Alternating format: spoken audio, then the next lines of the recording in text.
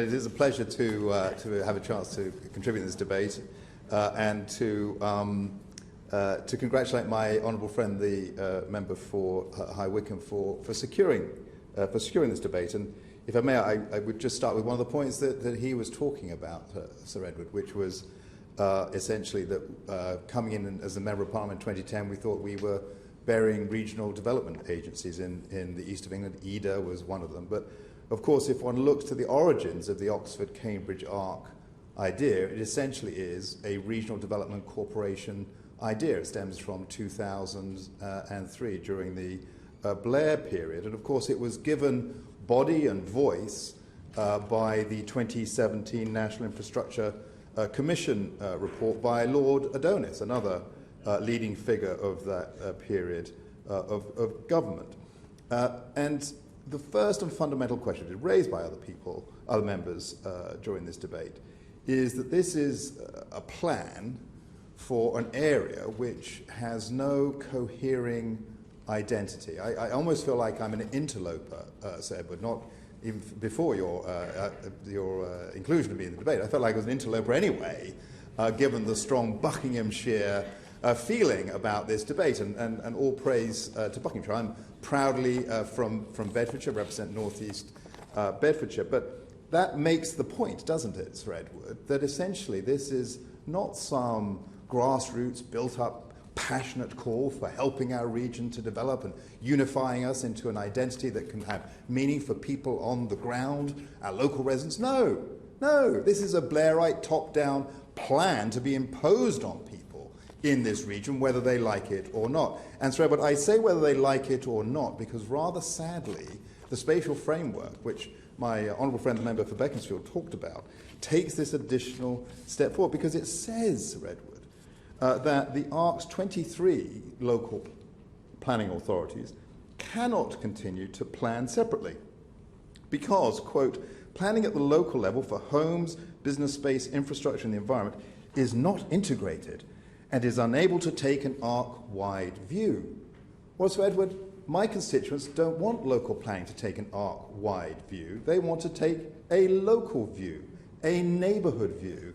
And what the government needs to understand is the questions we've placed today is how is that going to work when there is an absence of democratic accountability? And it's worse, Sir Edward, because the spatial framework goes on to say that all local plans must conform to spatial framework, including the requirement that housing needs are met in full.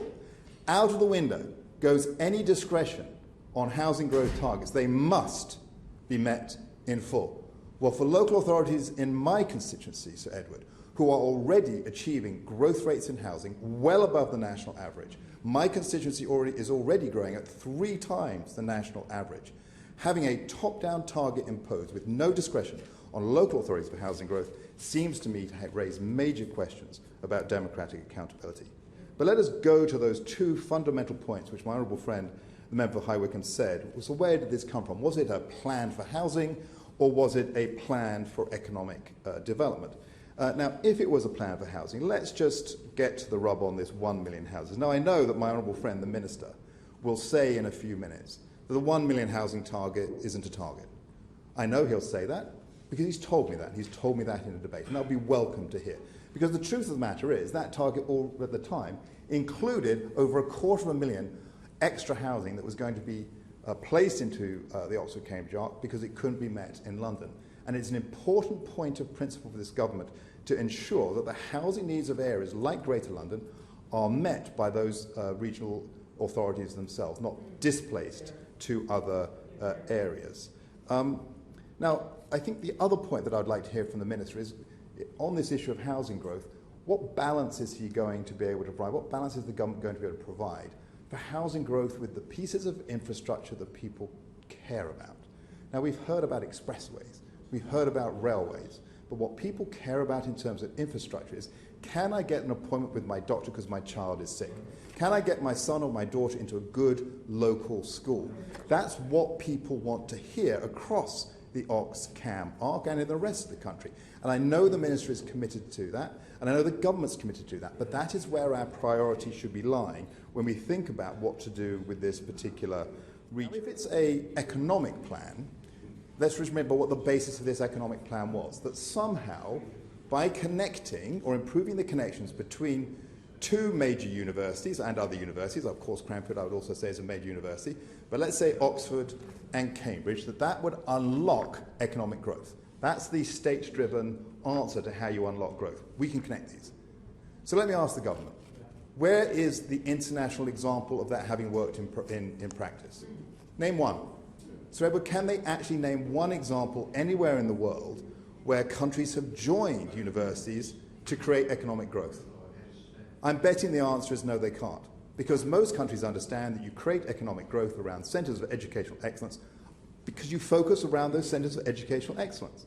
You build out that network of localities and business parks and innovation around where that core of academic excellence is. And that's what's already happening in Cambridge. It's what's happening in Oxford. It can what happen around Cranfield. And that's really where I think the government's focus with the Oxfam ARC should be moving.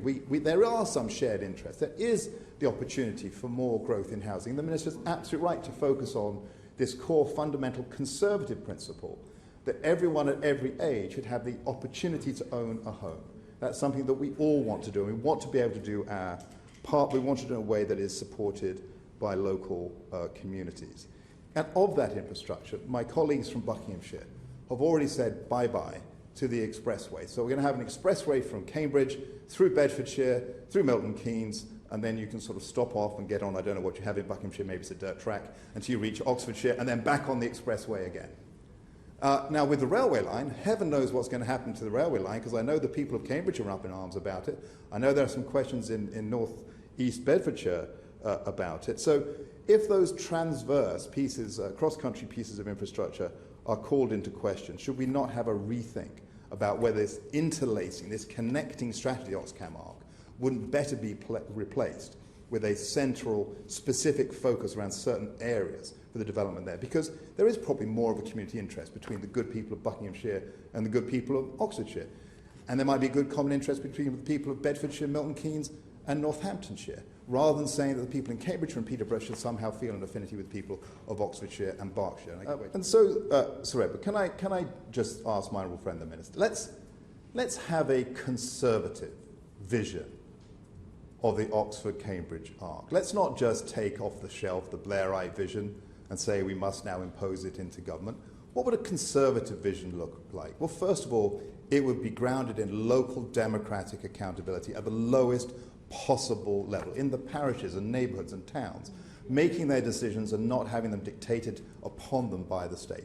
Second of all, it would be a vision that rested on the private sector primarily to determine what would happen and where that would happen, and to ensure that both the business growth could happen and the housing growth. And Sir Edward, we have very good recent evidence of this. Last year, according to Property Week, the Oxford-Cambridge ARC was already seeing the largest investment in inward housing investment in this area. The market is working it out. We don't need a government top-down plan to do it. Third of all, there is a role for government in coordination. We can understand that.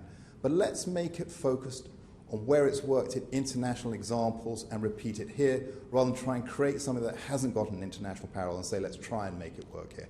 And that means creating a focus of innovation with innovation grants and support in towns and cities across the ARC, focusing on green transport initiatives, commuter transport initiatives, getting people from Camborne into Cambridge in a green, environmentally sound way that works with the flow of people, building communities around Cranfield, which work on unmanned vehicles, and doing in Oxfordshire initiatives on large public bus transportation systems that are all based upon electric or battery-powered vehicles, and working importantly with those local councils on what their local people need, and creating the combination of what they see locally they want, the innovation from the government, the support from the government, and the brains in those cities to create new champions that can be champions that can create examples for the rest of the world.